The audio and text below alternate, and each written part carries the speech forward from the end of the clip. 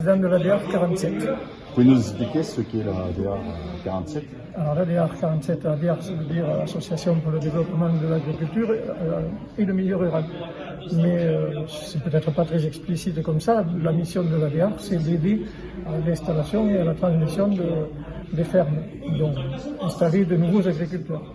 D'accord, ça c'est un concept qui existe depuis combien de temps? Depuis longtemps, oui. Mais sur le Lot-et-Garonne, l'ADR, entre guillemets, n'était plus, était tombé un peu dans les oubliettes. Oui, dans les oubliettes pendant de nombreuses années, et on l'a recréé là il y a 2 ans.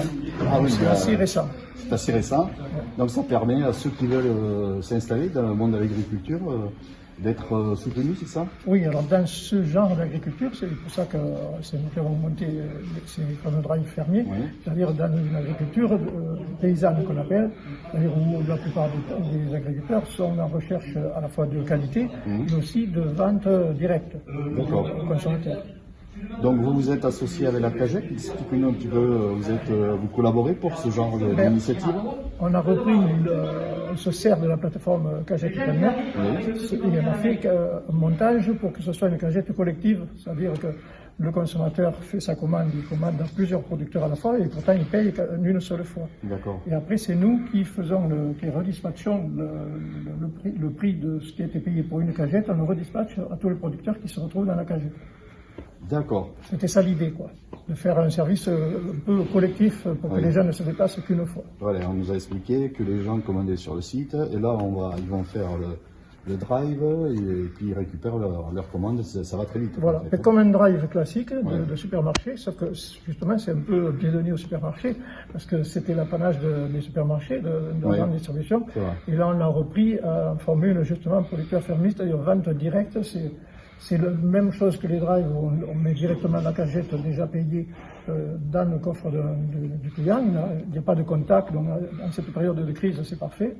Et en même temps, c'est quand même directement du producteur que ça vient, et non pas de la grande distribution. Alors si on est producteur, on adhère chez vous, c'est comme ça que ça se passe?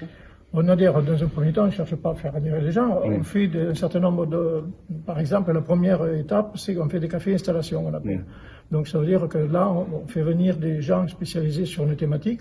Ça peut être la MSA, une banque, Terre de Liens, avec qui on travaille pas mal, la SAFER, etc. Et sur cette thématique-là, on invite le plus largement possible.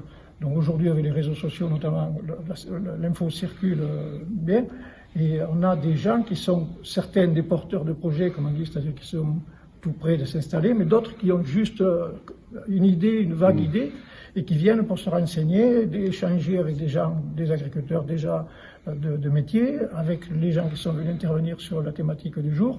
Et ça permet donc déjà les premières rencontres qui ensuite continuent sur des rencontres techniques, de la formation, des choses comme ça, pour mettre le pied à l'étrier de ces gens qui sont hésitants, parce qu'on ne se lance pas dans un métier d'agriculteur comme ça du jour au lendemain, quoi.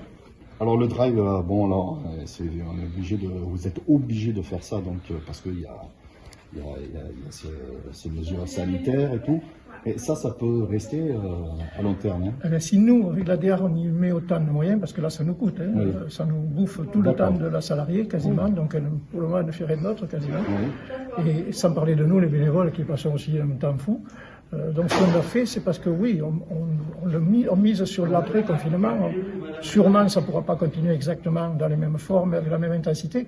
Mais l'idée, c'est quand même d'en faire quelque chose de pérenne. Oui, et de garder la clientèle, justement, qui achètent les produits des producteurs, et ça va du producteur au consommateur, c'est ça? Voilà, et qui aura un peu pris l'habitude, donc les habitudes seront peut-être, se garderont. Les producteurs, c'est un peu pareil, certains ne s'y sont mis peut-être après, du coup ils continueront.